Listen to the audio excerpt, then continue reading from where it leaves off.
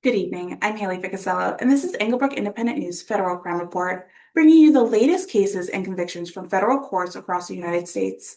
Tonight, illegal re-entry, deadly negligence, drug trafficking ring, and major federal enforcement actions spanning from Montana to Texas. We begin in Montana. A Mexican national with a long criminal history has been sentenced after illegally re-entering the United States and leading law enforcement on a dangerous pursuit. 47-year-old Baltimore Durante Nato was sentenced to 18 months in federal prison, followed by 3 years of supervised release.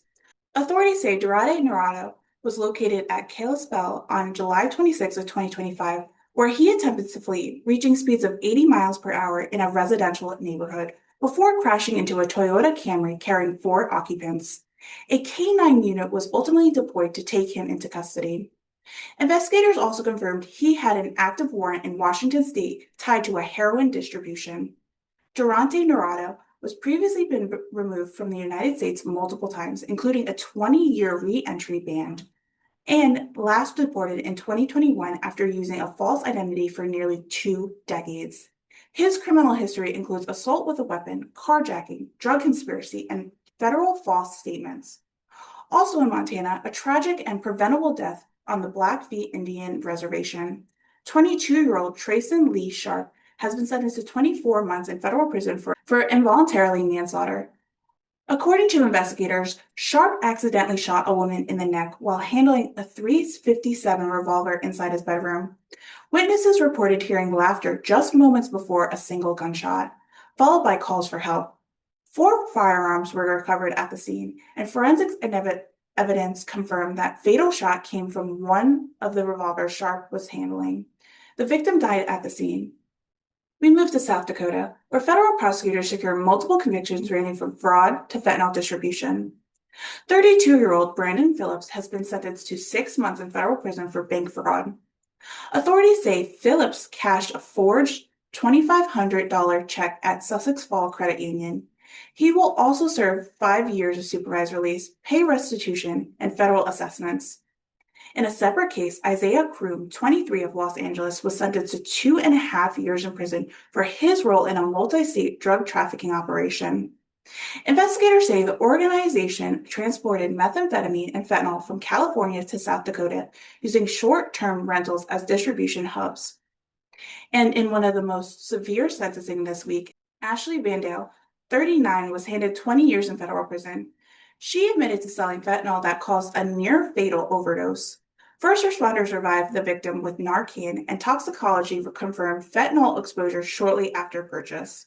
In Wyoming, a year-long investigation into a cocaine trafficking network has come to a close. 32-year-old Jose Jr. Ramos was sentenced to 95 months in federal prison for conspiracy and distribution of cocaine. Authorities say the operation trafficked nearly 10 kilograms of cocaine from Arizona into Wyoming and Idaho. A traffic stop in April of 2025 led to the seizure of 3 kilograms of cocaine, along with firearms and large amounts of cash.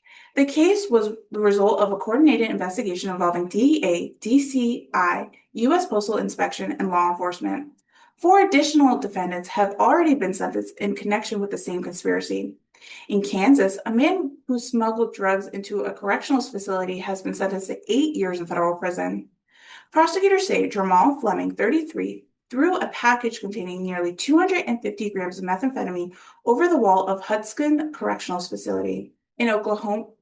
A major drug seizure during a traffic stop. Authorities discovered over 20 pounds of methamphetamine inside a semi-truck driven by Jose Carlos Morales Gonzalez, who now faces federal trafficking charges. If convicted, he could face life in prison.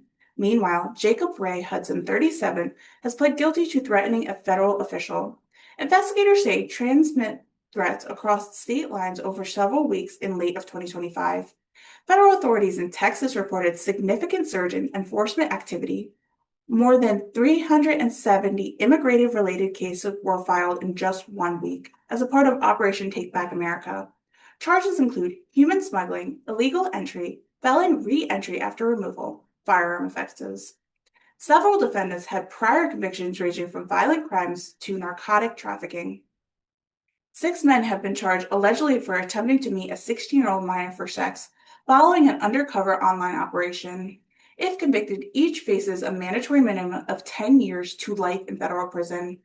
Two Houston men were sentenced to 162 months each after authorities seized 130 kilograms of methamphetamine, one of the largest busts in the region.